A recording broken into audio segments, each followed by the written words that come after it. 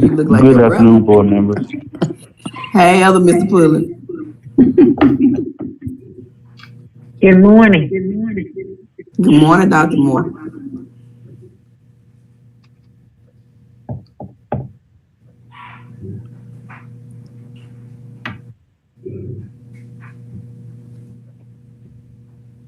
Is Miss Flowers on here? I think she stepped away from her computer. Yes, ma'am, I'm here.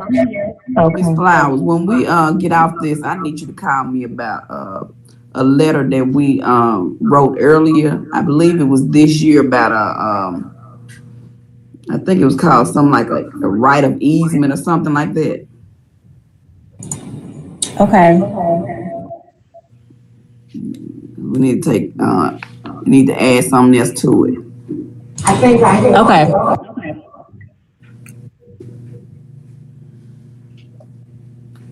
I hope you saved it, Mrs. Flowers. I'll double check. Okay.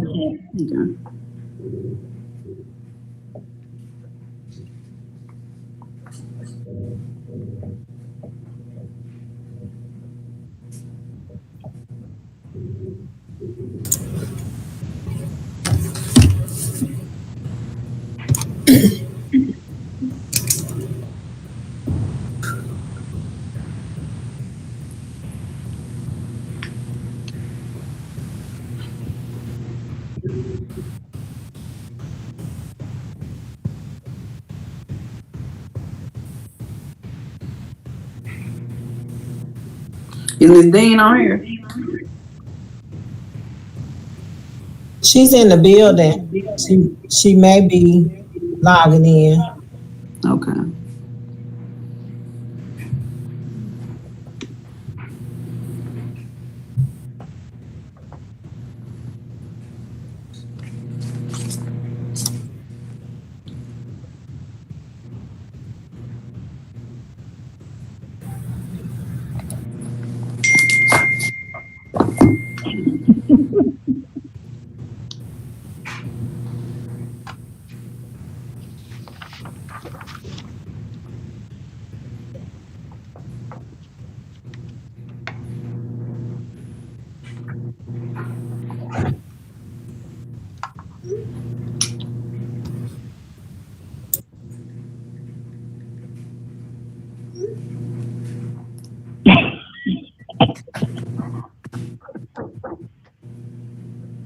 Go get that letter.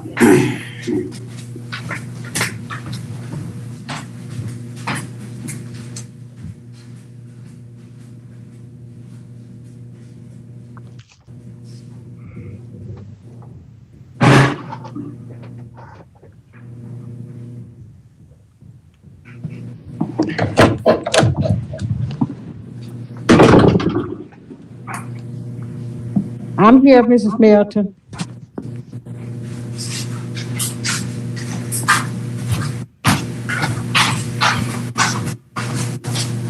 Hey, Miss Dean. Good morning. Good morning. Afternoon now. Can you check your records and see if you have any measurements for me from last year? Measurements? For graduation. Oh, okay. Thank you. I'll check. I think I sent those measurements to Mrs. Hurst, so I can check with her. Ms. Milton, Howard said that the guy was gonna call him back, but he said he was pretty sure he had the measurements. Okay. Thank you. Okay, thank you. Okay, thank you. Are we ready, Dr. Brown? Yes, ma'am. Is everybody here? Yes. All right. Board of Trustees, open up for Greenwood Leflore Consolidated School District work session, consolidated meeting Wednesday, April 29th, 12 o'clock noon. If we could all just pause for a moment of silent prayer.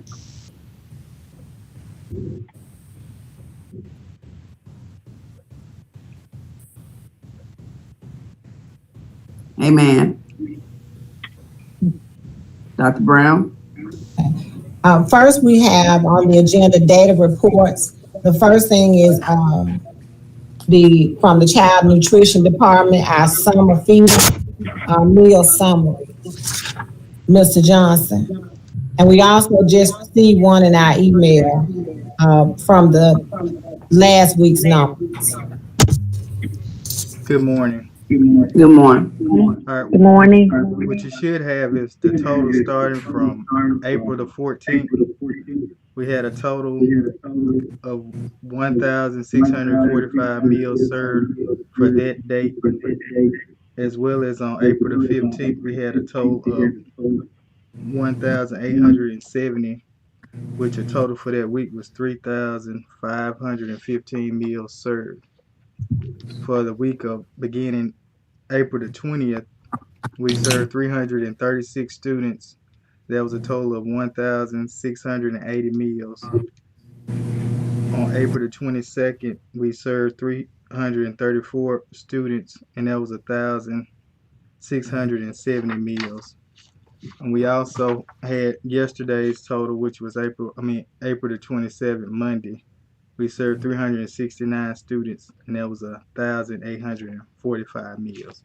And we will continue to provide the summer feeding until the end of June. Until the end of June. Yes, that's normally what it runs. It runs from, we normally pick up and we run it during the month of June, but since this situation, we've been running it and we'll continue to run it until the end of June. So nothing is ever available in July.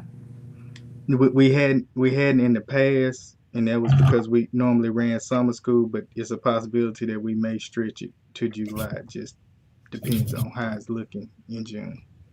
Okay. Next in your package, you have the iReady usage report, and we will provide you with some information regarding the 39 weeks results. Dr. Puddin. Good afternoon. Hey, Dr. Puddin.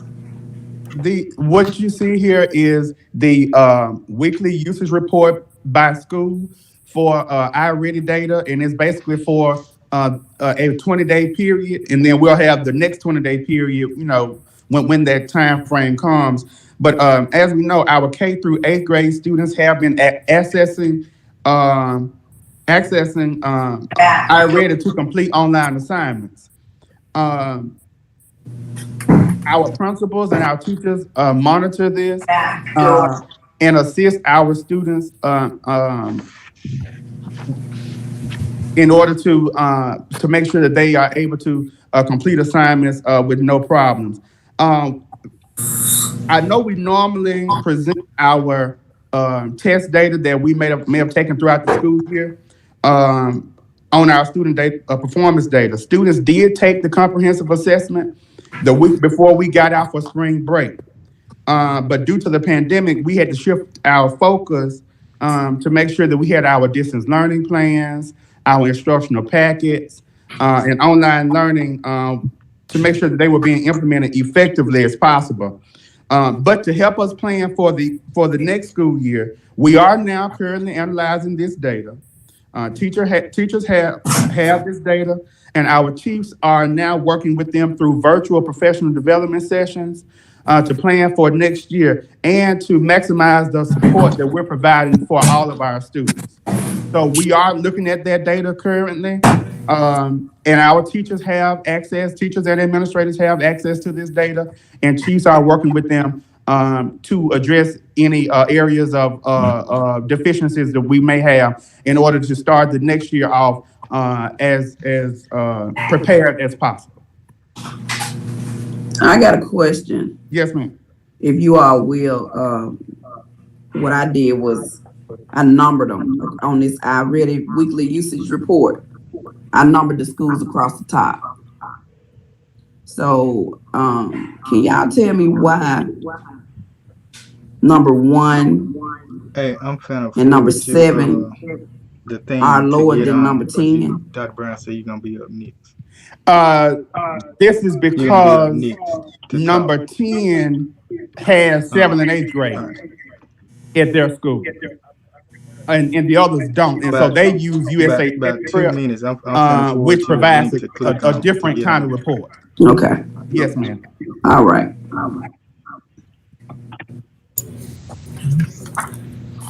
Next in your package, we have a quote from the Alpha Jewel, a quote for basketball rings as well as a picture. I do have Mr. Gatewood available if you have any questions regarding the quote for basketball rings, championship rings for the basketball team. Madam President, if I may. Yes. Dr. Brown, can I ask a question? Is it okay? All I'm right. good. All right. So, in regards to the quantity, is there a particular reason? And I do understand that there's difference in prices as it relates to the quantity. But the first number is pretty high. The second number is pretty high. Is it any particular reason that those numbers were used? Back door. I think what he's going to give you is it's just three different prices depending upon the number of people he has to order for. Okay. And so once he explains the invoice, that he was just trying to give us a picture of what it would cost, and who was included in those numbers. Okay. So do you know who was included in those numbers?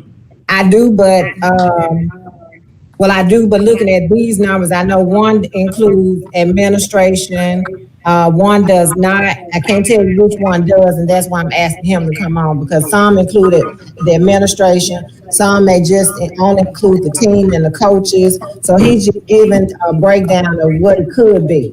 Okay. Okay. And my other question is, in regards to the potential cost of this,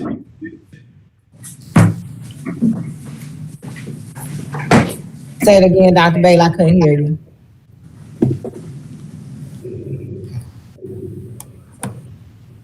Your phone has to be on mute, Dr. Bailey.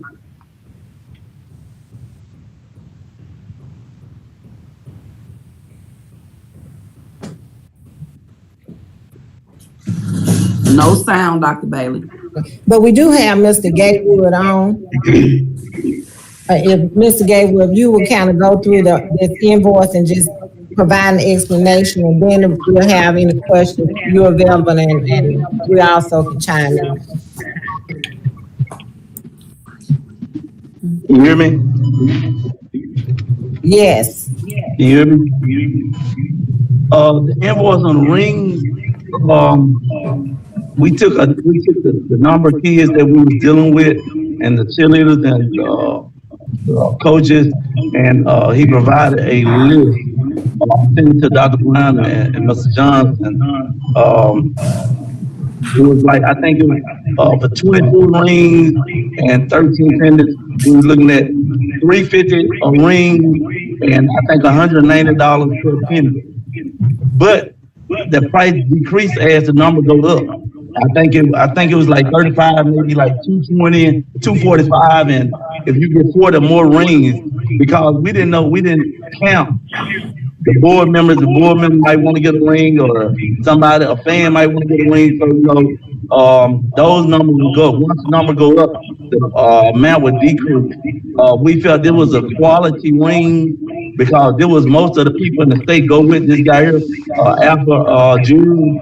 I have seen a lot of his productions that he have done for other schools in the state of Mississippi, and it's real quality. So we didn't want to get a ring that the diamonds and stuff would fall out. So we decided to go with this company here.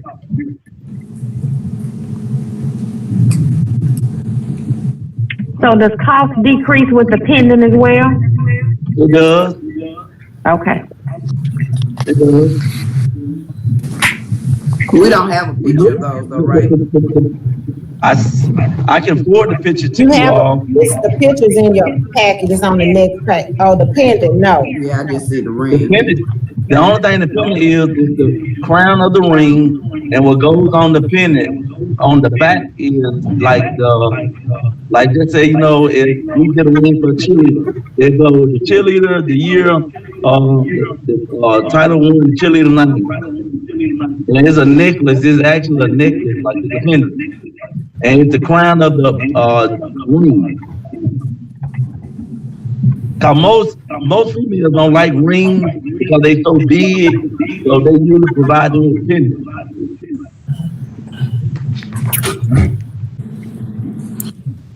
Dr. Bailey, you got any question? I believe you off mute now. Still on. It's still on.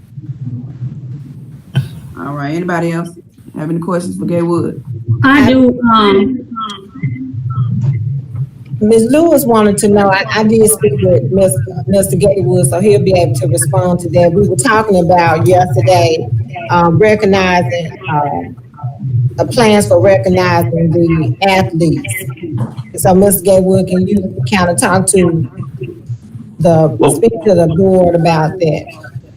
Well, you know, I talked with some of the coaches and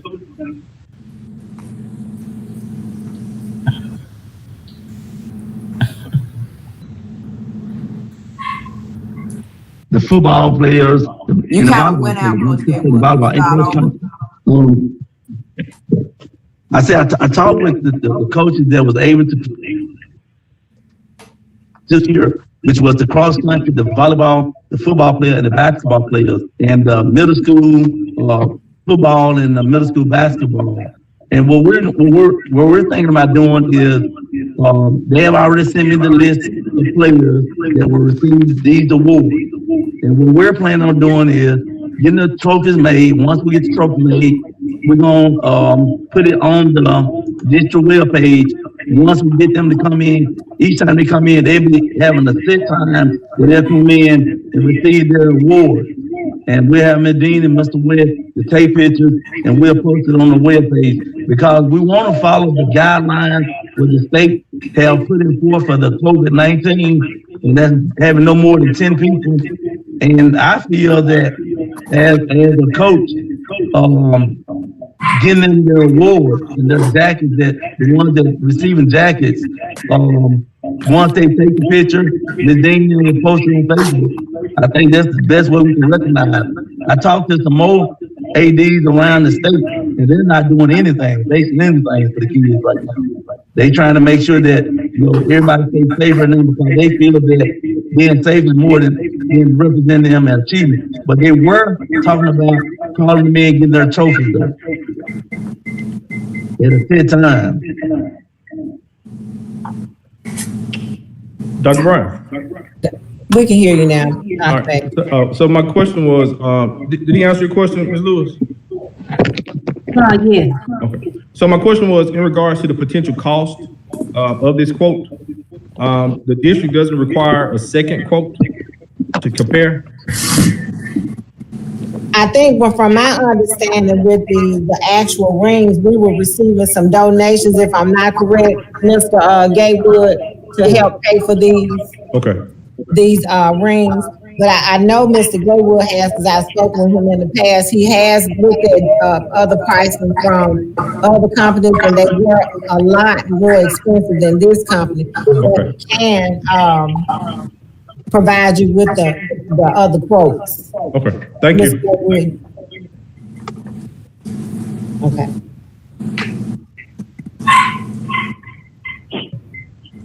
All right, well, thank you, Mr. Greenwood. Thank you. Next, we have approval of the district 8th grade course offerings, but you also have your course selection sheets next in the packet. Dr. Pulley. These are the course selection sheets for each high school. They do meet MGE guidelines in process standard 26. All three high schools are offering at least 33 and a half Carnegie units in the school. We will provide students with information via all of our media outlets on how they will access their course selection sheets and then how to submit them back to counselors.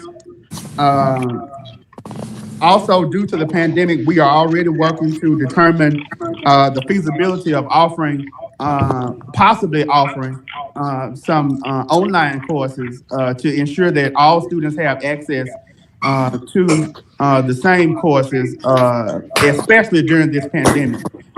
So as soon as we know something about that, then we'll definitely present it. Dr. Pull, if I may. Yes, sir. I noticed that the course selection varies by school. And I know I'm often reminded that we're one district now. Yes, sir. Is there a particular reason? It mainly has to do with all three schools are providing the exact same required courses. The only difference may be the elective courses, and that's only due to the amount of faculty that's present on each campus and teacher slots that are available. However, due to COVID-19, by us being able to offer online courses, then all students, what we're saying is basically all students are going to be able to have access to the same courses once we can get that up and running. So yes, these are the course selection sheets as it stands right now, but as soon as we can determine what an online platform may look like, then we'll most definitely the courses at one school, the electives at one school will be extended to the others. All right, and again, this is based upon going online, but eventually, of course, we plan to get back to the traditional settings. And I noticed that, just say for instance, for Leflore, construction, auto mechanic, particularly career pathway programs are not listed on that particular need sheet. I think LZ may have some in grade 5. Again, it's a particular reason. And with like ROTC, you know, if we have students that want to participate in that, they don't have that opportunity based upon this course offering sheet. I know the career technical center classes, the high school principal and the chief at the PTC work to make sure that students, if they are wanting to take those courses, have the access to take those courses. I know we had extensive meetings on that this past year. If we left the CTC courses off of those, we could definitely put those on there because students at all schools have the access.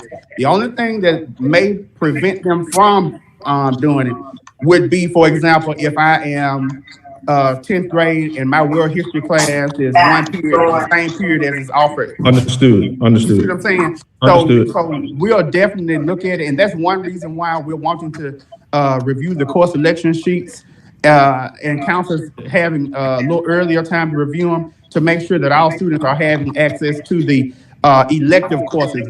We're not worried about the required because all of them get required. Right. But just making sure that we compile a list of the elective courses to make sure that all kids, whether they choose them or not, that's know their option. But if they to make it available for them, yes, sir. Yes, and sir. could you also just last thing look at offering the ACT prep to all schools, because I know I noticed it on maybe 1 or 2 sheets, and I think our students really could benefit from ACT prep classes across the board.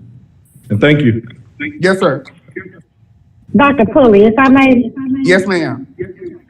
Okay, have we done a needs assessment to see how issues have been maybe targeted with some of the technology in the district? Do we know if our parents or students have been having any technological issues? Now, we haven't done a systematic survey of it, but we have received some emails from parents who may need help with Chromebooks or internet access, and then we just let our chief of technology know to try to resolve the issue. But we do recognize that in some areas in our county, we do have some internet connection issues. But I thought about that. Ma'am? I thought about that. I do know that I was wondering if we were providing training for parents and students, and then if we were knowledgeable of the comfort levels of technology use from our homes. and families in the community. Right. And I'm definitely going to make a note of that. As we're seeking other opportunities to extend our technology throughout our district, we'll definitely seek to try to find out from the community how comfortable they are in utilizing the technology that we have. Now, one thing that we did do when we did pass out the Chromebooks, and now it wasn't a full, long training, but we did provide parents with some initial training on how to operate the hotspot, how to operate that. Most of our students do know how, but we will definitely look at ways on how we could train our parents on how to assist our students since we are seemingly moving into that distance learning environment. So yes, ma'am, I'm definitely making a note of that. Thank you. I just wanted to make sure that our parents and students get extra training. We don't know how the fall is going to look, and I just want us to be knowledgeable and proactive enough to move forward with investigating other type of platforms, given we may be moving into this full-blown issue come the fall. And I just wanted to be equitable when it comes to grading our students that are having issues with technology. Yes, ma'am. Okay. Mr. Pulley, I'm sorry, Dr. Pulley. Do you know what the turnaround is if a Chromebook is not working or the hotspot is not working? Mr. Johnson, correct me if I'm wrong. We it depends if it is damaged.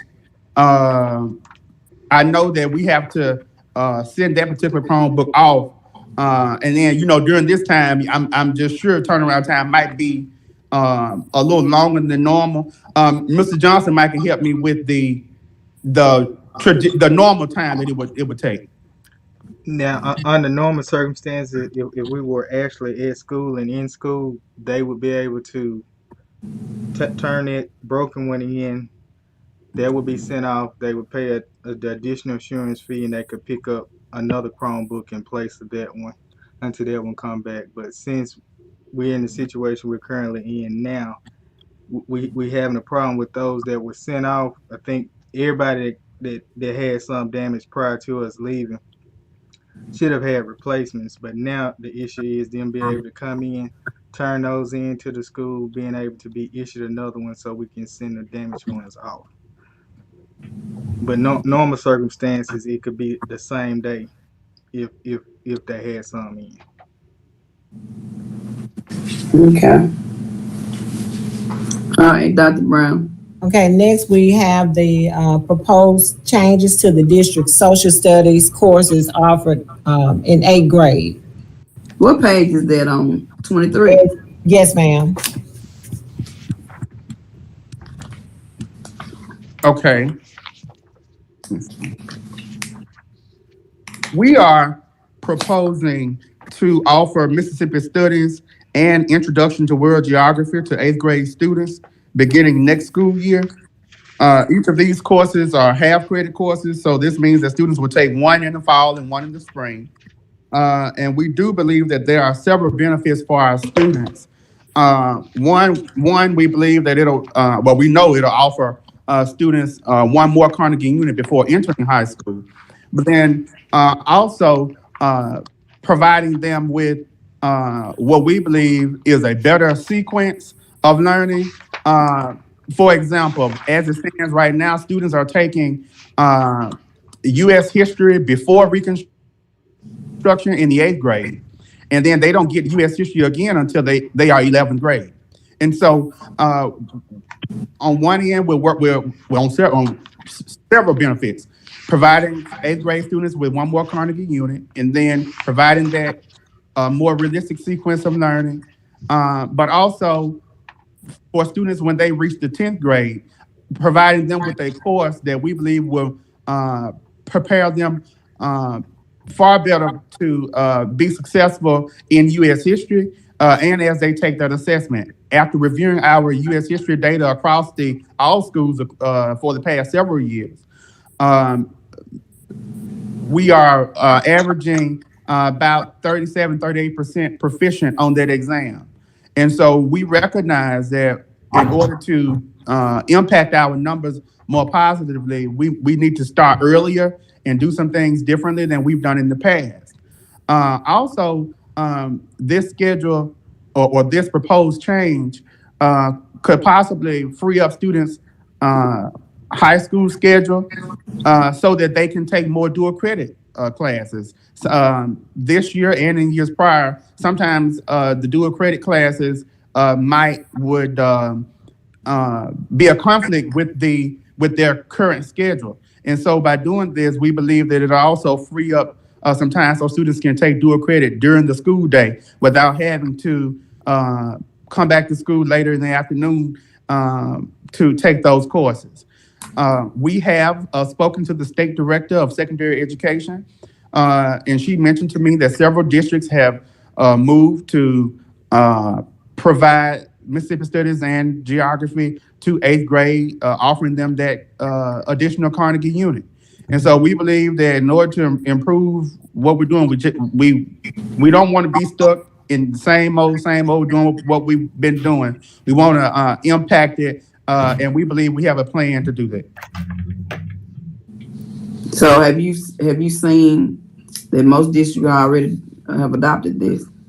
Now, it may not be most, but there are several districts that have moved, and this is not this year. They've been moved to it, because that option has been available for a long time, for quite some time. And it's just students will take, and as you see here, we can't just start it automatically. We have to begin to do it so that we can, ease our way into it. The transition stage basically would allow for eighth graders to take it this year. So basically in the 2020-2021 school year, we'll have eighth graders and ninth graders taking it. And then by the next year, we'll be on track to where we think we're headed. And we recognize that we're going to have to provide training for teachers. But we believe that in order to get our kids to where we got to go, we got to change it up and provide them a more rigorous opportunity.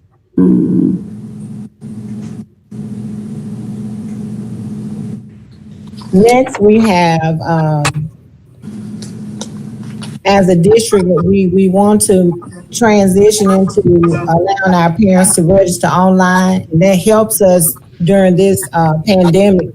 But it also is just a change that is needed. So we're going to pilot it this year, allowing those parents who are comfortable or feel comfortable registering online with some guidance from us as well, and continue to utilize the paper registration also for those who are not as comfortable. But right now we're moving to begin allowing our parents to start registering online for the 2020-2021 school year, Mr. Johnson. I think y'all all have a copy of the actual guidance paper that parents will receive that goes through the online registration process.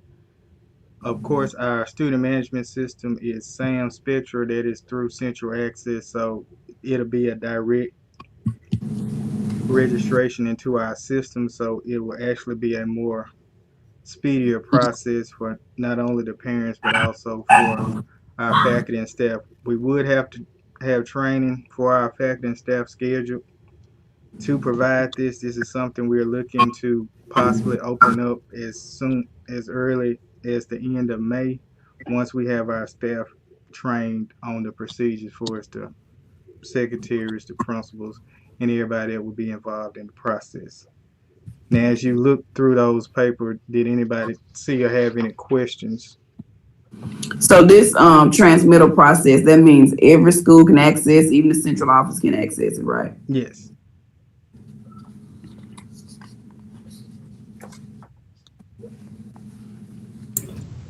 And a lot of information, once they have done it this year, the information will be in the system, so it'll make it a little easier next year to do the pre-registration online.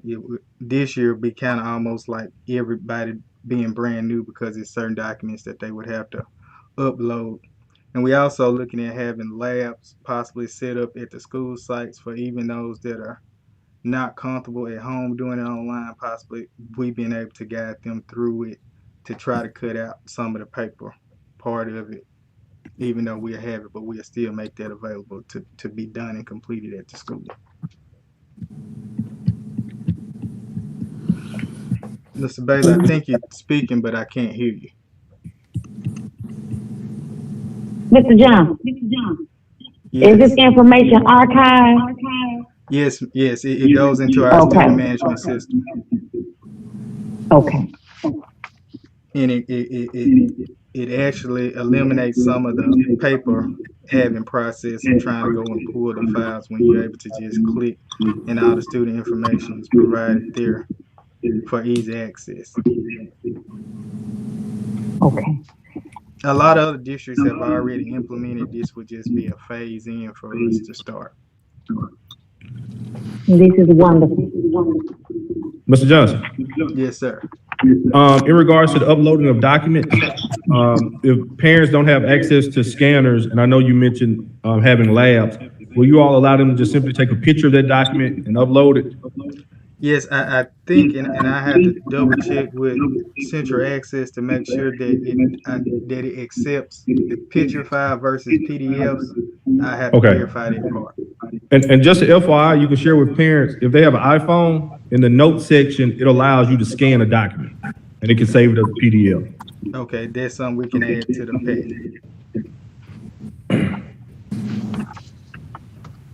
And we'll move to our Chromebook collection procedures. I think we can all agree during this time, we have to be as safe as we can in collecting as well as cleaning Chromebooks. But also we want to take into or keep in mind that our students still need to be academically engaged throughout the summer. So we talked about a Chromebook collection procedure. So, Mr. Johnson.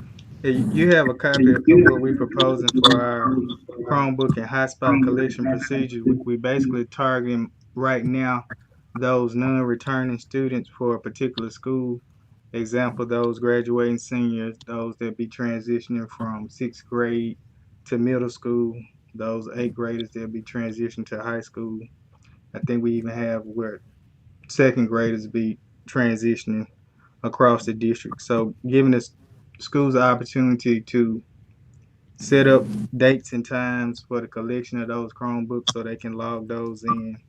But not only for those that are not returning, but then also being able to provide to where they can actually go to if they are 6th grade and they're going to the middle school, that they be able to set up some with those principals to possibly go ahead and receive a Chromebook, especially once we start the online registration process. But for those that will still be returning to that same school, we allow them to go ahead and implement a process where they're able to keep the current Chromebooks that they have.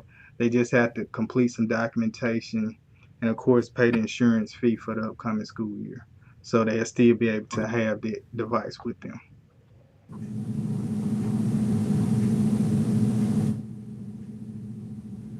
Any questions?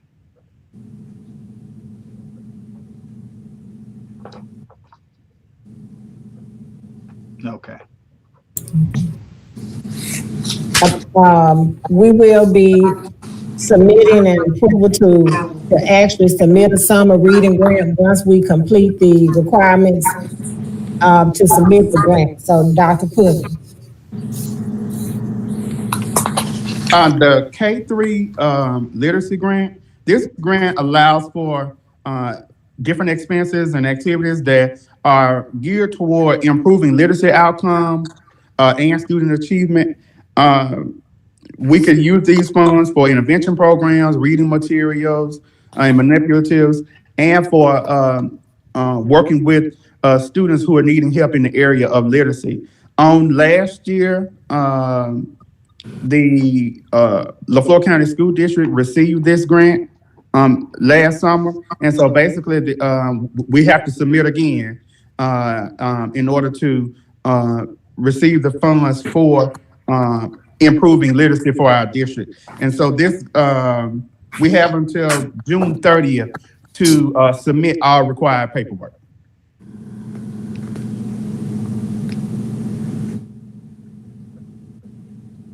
And it starts when, Dr. Pulley? We have until June 30th to complete the paperwork, and then we'll have to just hear back from them when, as far as approval of the funds. I know, but I'm saying, but when would the actual program, summer reading camp, be? Well, as it stands right now, and due to the pandemic, we really can't say, we really don't know, but we can use the funds for materials and various programs that help with reading. So we felt like it was important to go ahead and try to, seek that out. Even if we can't physically go in, we still will have the resources available. Okay. So could we not utilize the same platforms we're using now and allow our teachers to monitor? Oh, most certainly. Yes, ma'am. Okay.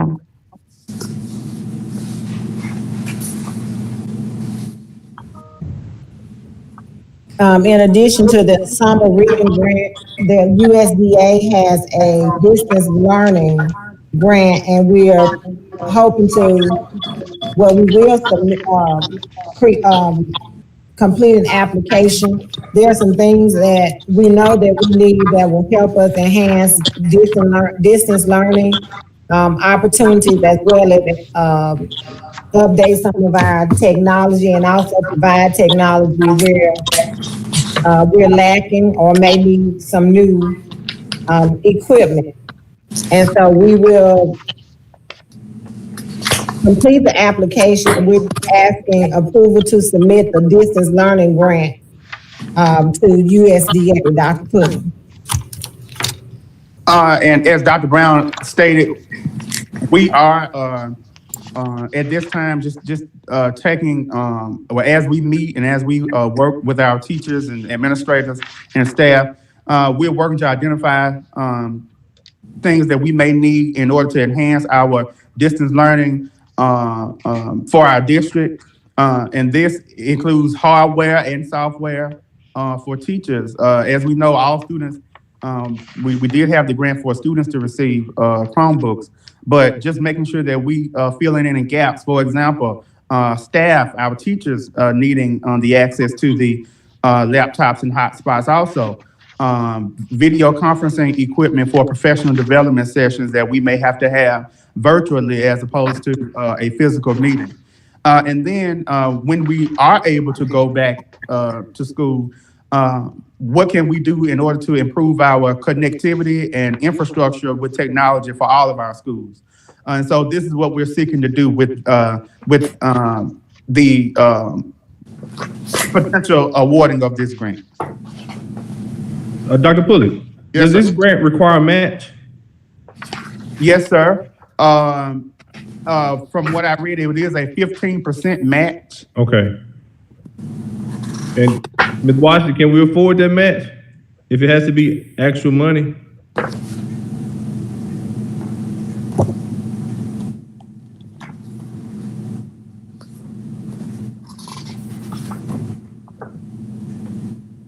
Her phone went out. She's gonna dial. Okay. Okay, that's fine. My bad, I hit the wrong button. Oh, you're fine, Ms. Washington. But yeah, we should be able to afford the 15% match. All right, now you know they can ask for $1 million. They can ask for it, but I doubt they gonna give that much. We will definitely look at how what things will cost, and we won't just exceed it. Yes, sir. Okay, thank you all. All right. Okay, next you have your proposal from the Suzanne Smith Financial Consultant CPA firm, and you also have one from Ms. Debbie Jones, whose contract actually ends with the district on June 30th.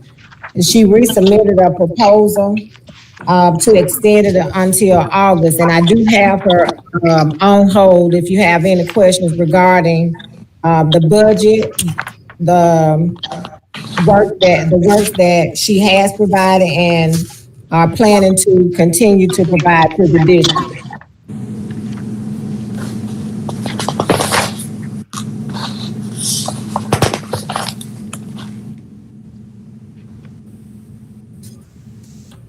So pretty much, Dr. Brown, is what Debbie Jones is saying, that she's still gonna bill us for some telephone calls. I want to make sure I'm getting it right. No, what she was saying in the email is in the past, even though she was still working with us, she never charged us. Never charged. She just provided those services for free. Okay. And won't charge us for those services that she provided for free since November.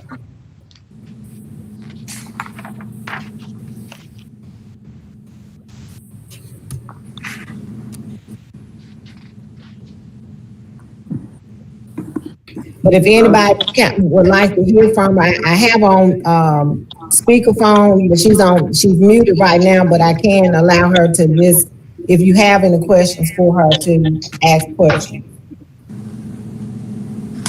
Okay, is page 111 considered to be with her page? Yes, that's her page. Ms. Smith are the pages before, starting with page 101. 101. So, what I'm asking is, who is the name that's on page 111 above your name?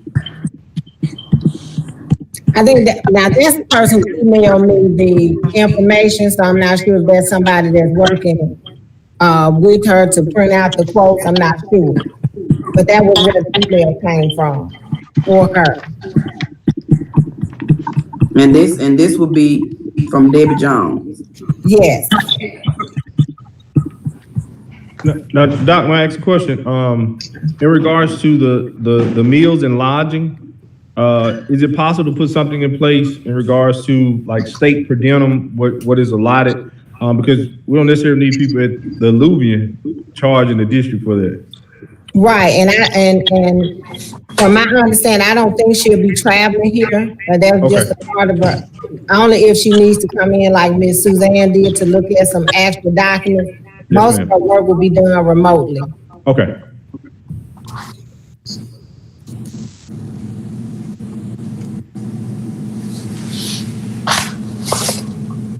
All right. Any other questions, board members? All right, Doc. No question. Okay, let me get her out.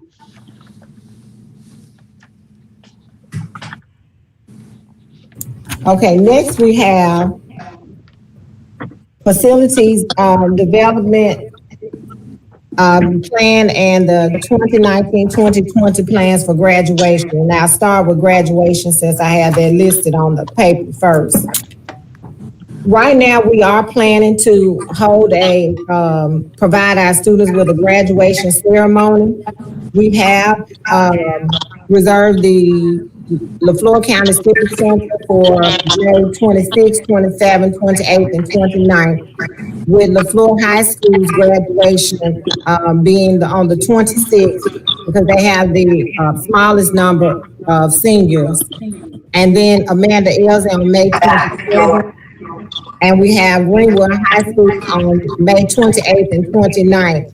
In the event that once we finish scheduling our students, if we need that additional day for Greenwood High School because they have the largest number, we have 2 days there.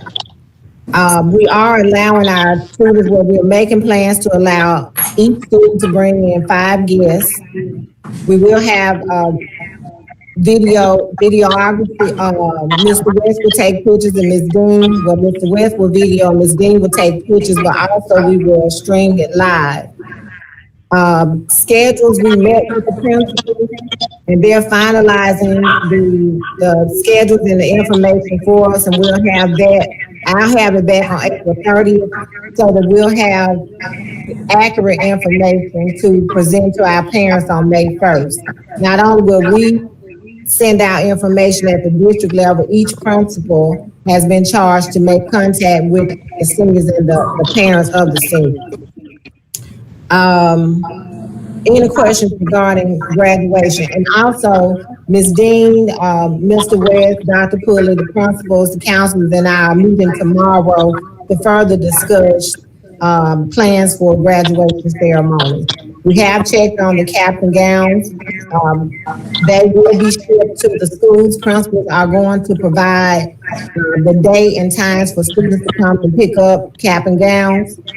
And for those students, there were a few students at each school who did not pay for cap and gowns. They're also going to be allowed the opportunity to pay for those cap and gowns. And let me go back to the May 26th date. The graduation was scheduled for May 22nd prior to the pandemic.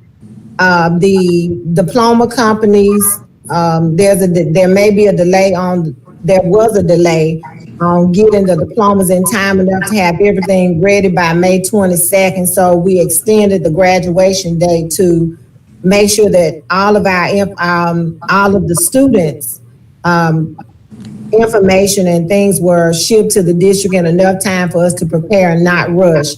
But also because we are scheduling students to come in with their individual guests, we had to use more days than we had so that we could make sure that we were complying with the social distancing guidelines. So any questions about graduation? So you saying it's gonna be at the Civic Center? At the Civic Center, yes, ma'am. Dr. Brown? Yes. As it relates to, I know you said pushing the dates back because of the diplomas and getting those back.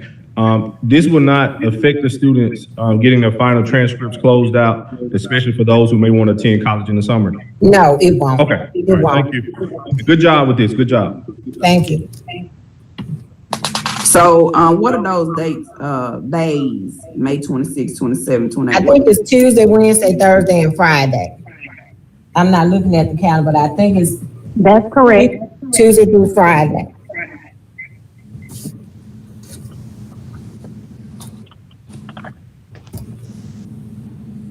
And then you saying that you will upload it on the same day or it'll be another day? Now, it'll be streamed live the same day. But we're also going to try not to, we have some surprises for our kids. We don't want to put everything out there, but we are going to create a video also, but we're also going to stream it live so that those families and the community will be able to have the same experience that our students are and the families who are actually in the arena are experiencing. All right. We also will have our SROs and SSOs in the parking lots because for only those guests, we're asking the parents and other individuals not to congregate in the parking area so that we can continue to keep that flow smooth in and out so that we won't have a lot of individuals in parking lots at the Civic Center. So can we get help from Greenwood Police and the Sheriff Department like we do on regular graduation to make sure that we in compliance with this social distancing? Yes, ma'am, we encourage, yes, and Mr. Johnson will reach out to them, but we do encourage, we need any assistance that we can get. All right. Okay. And next is the facilities plan.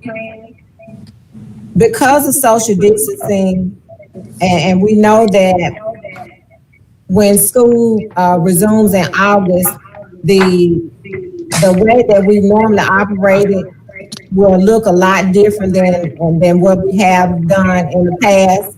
And so we do know that we have to continue with social distancing, and that's per the state superintendent's video. I emailed you all a copy of it. There are some precautions that we do have to take. So as a district, we are looking at our enrollment. We're looking at the location of spaces, the availability of staff, and we're going to work to create a facilities plan as we move forward for the upcoming school year. And I'll give you an example that the state superintendent used. It may not be the actual grade or numbers she said, but I'll give you an example that's kind of close. So next year, what one, she said that we have to be creative in the way that we schedule our students to operate at school. So for example, this is my example. We know that we cannot have 26 students in a class. We don't have the space to have 26 students in one classroom with desks 6 feet apart. So now we're having to look at, and I just use that one classroom as an example. We have 26 students, that number may number down to 10 or 15 students spaced 6 feet apart. So what do you do with the extra students? So that means that in every third grade class, there may very well be 10 to 15 students. And on some days, and we're still trying to figure out what that's going to look like for the district. On some days, you may have a school that may not be in session and another school that is in session, so that we will have enough staff, but we'll also have enough spacing in the building to properly instruct those students. We don't really know what it's going to look like right now, but we're still planning, and we're asking the board for suggestions as we work through this facilities plan. But right now, I think across the state, this is basically where everybody has been charged to kind of look at the way our buildings are, or the way we're going to provide instruction for next year. As Dr. Cooley stated, we already looked into some of those online platforms, as well as Canvas and maybe Blackboard, to help the kids with instruction.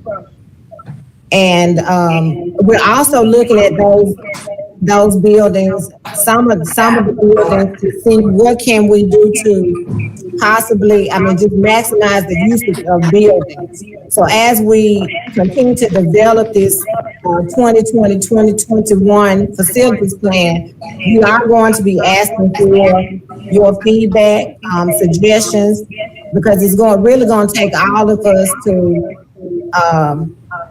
guide and just shape this process, because this is new. So I wanted the board to know that we are looking into creating a facilities plan and asking for feedback and suggestions as to how we're going to do that. So once we have a draft on paper, so that we all can look at it, then maybe we all can come together and just look at, what can we do, what would work best for this district as we move forward. Dr. Brown. Yes, ma'am.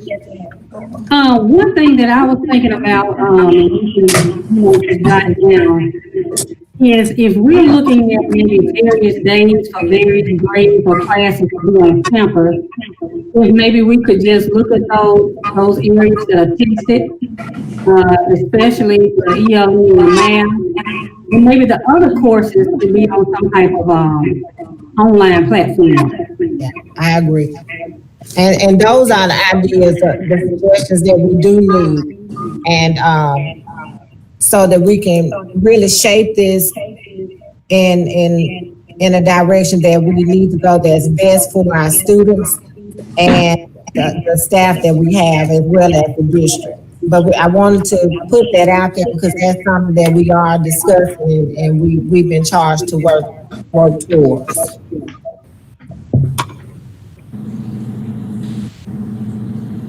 You also have updates from chiefs.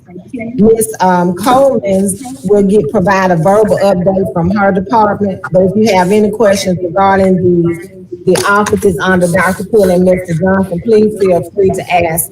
And Ms. Coleman will provide a verbal update from her department. Good afternoon, everyone. Good afternoon. Currently in the area of special education, we are conducting virtual IEP meetings with parents, teachers, and principals daily. At this time, we have had no issues with participation from any of our stakeholders in accomplishing this task. Reevaluations due for the months of May 2020 through September 2020 are projected to be completed by the end of May, which is ahead of schedule for us. In the event we have ES-wide summer school for our self-contained students, teachers have been notified and are currently planning for those sessions. Mrs. Parker has scheduled virtual meetings with all special education teachers and related services teachers for May 4th through the 7th to discuss not only the third 9 weeks data, but summer planning, professional development, and completion of all IEPs in the district. We are looking at individual needs of students, the schools as a whole, and allowable teaching units to place teachers. At this time, MDE has not released a date regarding FY21 allocations. As soon as the date is made available, we will complete the application and NCAPs for special education. Mrs. Mary Johnson is working diligently in the area of EL, gifted, 504, and dyslexia. Her EL staff, they are communicating district updates with parents and students daily. They are interpreting for those parents in certain communities daily. All 4 504 plans are current and up to date. Dyslexia screening will occur upon our return to school, as it is done one student at a time. Gifted students were working and are continuing to work on a presentation for parents, and we anticipate that they will be allowed to do these presentations when school resumes at a later date. Mrs. Gary, in the area of the Early Learning Collaborative, is receiving applications daily. At this time, the 4 County Elementary has reached its full capacity for pre-K. Claudine Brown has 4 available slots. Threadgill Primary has an unlimited number of slots at this time. Additionally, the maintenance staff is actively working on phase 1 of the kids' DIM. In the area of MTSS and PBIS, Mrs. Durham is working with teachers and principals to ensure the update of documentation for student progress and their needs as it relates to academics and behavior. They are working collaboratively to develop a district-wide character aid program that will include the assistance of the teachers, counselors, and social workers to ensure alignment of expectations from all adults. At the Juvenile Detention Center, Mr. Ward is working with staff to limit the number of students that are in the facility due to the coronavirus. At this time, there are 6 students at the Juvenile Detention Center. They are receiving weekly instructional packets from Mr. Ward, and they are also receiving related services by Mrs. Parker and Mrs. People. Mrs. Purnell and Mrs. Collins are working in the area of school improvement. We have submitted revisions to the SEED grant in response to the closure of school due to the coronavirus. We are communicating with Ms. Cation in the area of professional development. We are specifically looking into some virtual training mirroring distance learning for the summer months. All chiefs in the department are working to update procedural manuals, handbooks, and policies for the 2020-21 school year, and they will be forthcoming for your approval. The updates will include the process and procedures that we will follow during school closures or any break in the normal regular business school schedule in which online, distance learning, or other alternative measures are required. That concludes my report. I want to ask a question about the Juvenile Detention Center. Yes, ma'am. Are we in compliance with having going on with school over there? Yes, ma'am. We are required to continue the services. It's not even an option. If the students are there, we are required to provide not only instruction, but any related services.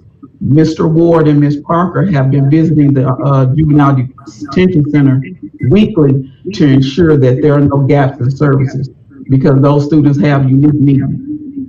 Additionally, we're required to do it for all of our other SPED kids, speech services, physical therapy. We're required to provide the resources to parents so that they can continue them at home.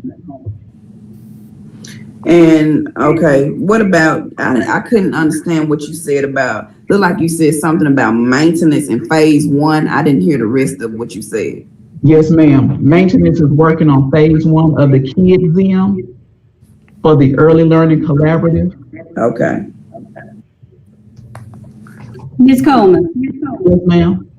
Are speech services still going on for those students who were eligible for those services? Yes, ma'am. We put on the website and Facebook page resources for parents that address this specific speech issue. In some cases, some of the parents, some of the speech teachers have reached out and spoken directly to parents to discuss what they can do to help their students with speech. We can't speak to students on the phone as it is a violation of the code of ethics, but we are working with parents so that they can help us continue those services. And we've also suggested some apps that demonstrate how to do those speech strategies with students. Okay. So, Ms. Coleman, go ahead, Dr. Moore. How much longer is this collaborative lasting with us and Head Start? Well, what happens with us and Head Start is annually we do a memorandum of understanding or agreement. At this time, because we're not in school and they're not, we don't have a new agreement. So as it stands, we have an agreement up until June 30th with Gilliam. And we anticipate continuing that relationship and that collaboration. There were some other entities who were competing for us, entering into a collaboration with them, but I don't think that they can be suitable. So as it stands, we'll continue with Gilliam Head Start. Okay. Thank you. Yes, ma'am.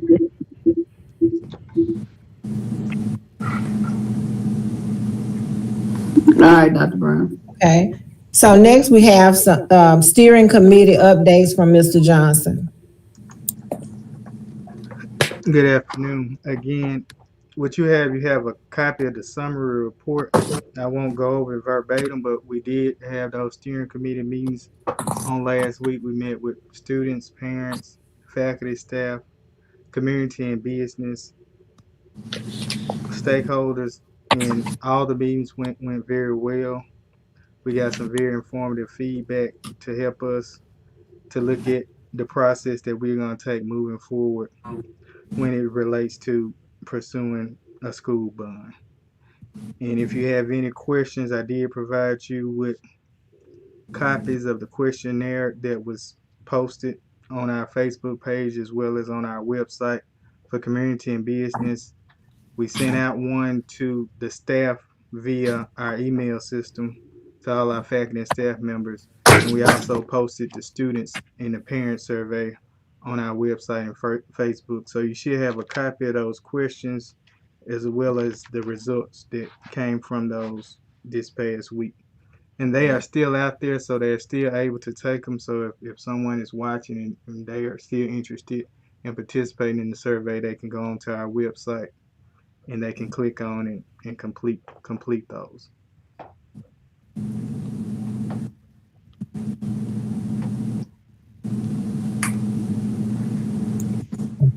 Okay. Next, we have a review of the agenda for the regular board meeting of Tuesday, May 5th, 2020. The first thing you have is approval to accept a safety and security donation. The Trustmark Bank donated $500 to our district safety and security department. And you also have a copy of the check in your packets. Next, we have an approval of board policy revision, JBC school admission. Mr. Johnson. This is just would be updated our school admissions requirements. It's just some things that some procedures that we currently follow that wasn't part of policies, as well as allowing us to be able to do the online registration. And I'm not sure if you have a copy of the old policy, and if you can see, I highlighted the changes to the policy. Everything else stayed the same with the exception of the highlighted area. And I think the first change is on page 176, where it says procedure 1, procedure 2. Those were added, as well as some updates on page 177 to some of the things, as example, apartment or home lease. I just put the notation current year because there's some things that we follow we didn't have part of the policy, and just making sure that we have those things in our policy for it saying that they have to be within 30 days for us to utility bills. Those were the only things that was added.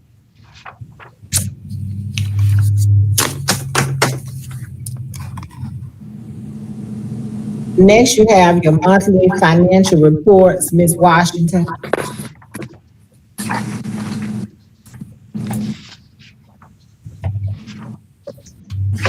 Okay.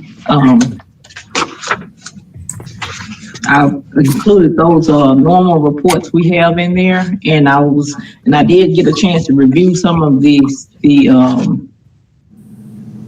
items on the claim docket, and I only see that the things that say supplies, those are only transportation supplies that are listed on there. They say it's just supplies. So do y'all have any questions for me or concerns? If you could look at page, I don't know, it says 130, and then at the bottom of it has 201. Okay. I'm gonna need a little bit more detail because I don't have that docket. I mean, I have the docket, but I don't have what you have. Okay, let me give you a claim number. Yeah. Okay. 945956. And I want to know what type of equipment. The cafeteria received some grants for kiosk machines, and all 3 high schools received those machines.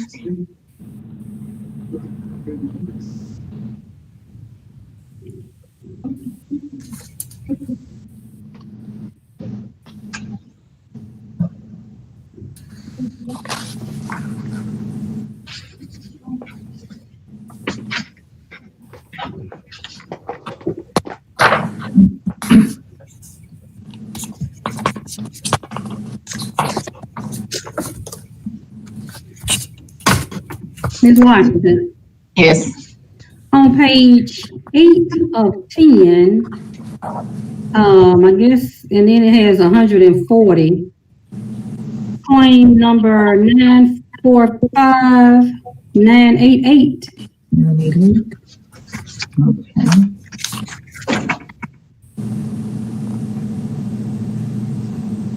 Do you know any specifics about that? Was that for all counselors or what? I know he's one of the ones that attended. But I think it was open for all of them to attend. Okay, but it just wasn't for counselors. I think that one, that particular one was just for counselors to attend.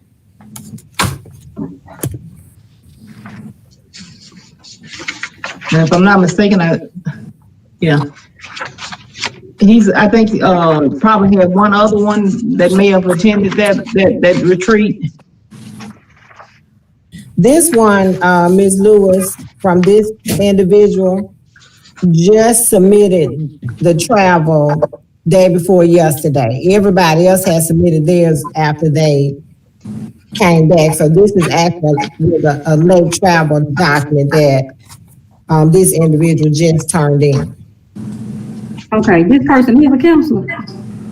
No, this actually came from the CTC. Okay. Yeah. So and it may just be coded as that, but I don't know if that was the name of the retreat, but it's from CTC. Okay.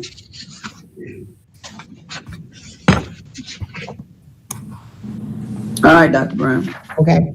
Next, you have approval of personnel recommendations. Attached is a list of district personnel which requires board approval. And this is for the 2019-2020 school year for this first one.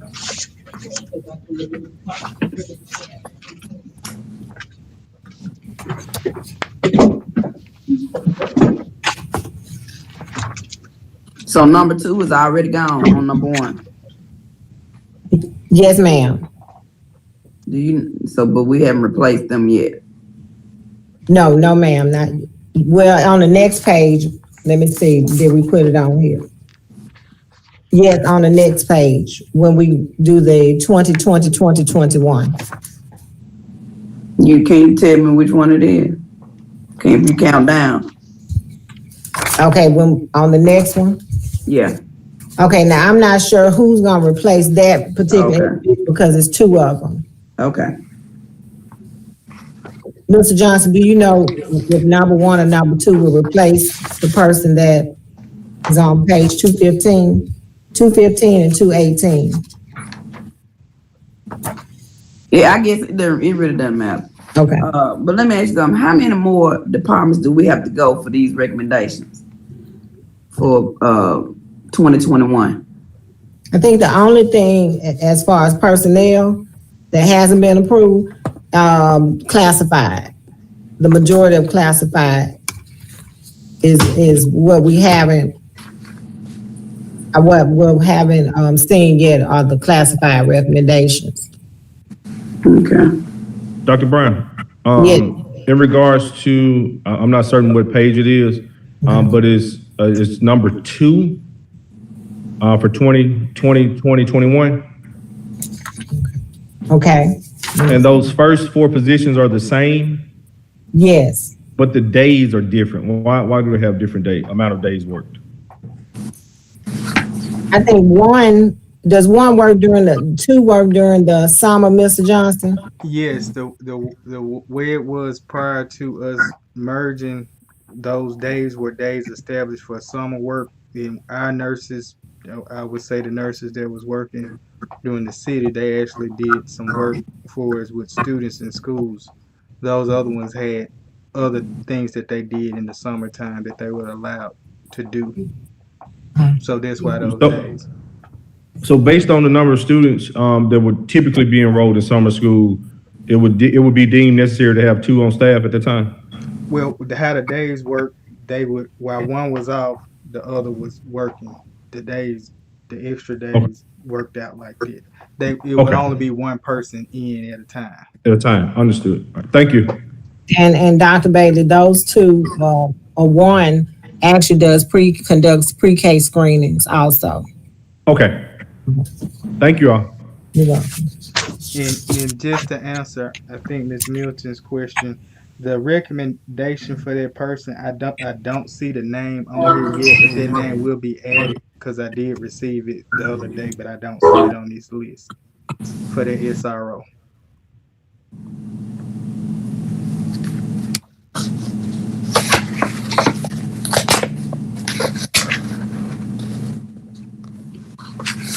Dr. Brown. Yes, ma'am. On that number 2, starting from the bottom, 1, 2, 3, 4. Number 5 and 6 is 2 different people. Page 217. It's probably the same person, I bet you. 3, 4, 5. It's 2 different people. Oh, it is? Yeah. Oh, 1, 2, 3, 4, 5. Yeah. Yes, those are 2 different people. Okay. Is one new or something? No, I never heard of the other one. A long time, a while. And I'll tell you who it is. I know one of them. I just ain't never heard of the other one. Okay, Dr. Brown, on this agenda, if I can get a correction on it to, a question and answer section dealing with the audit. Okay. And also a consideration of executive session. Okay. And Ms. Milton, the thing I emailed you about from Food Nutrition. Okay. Right.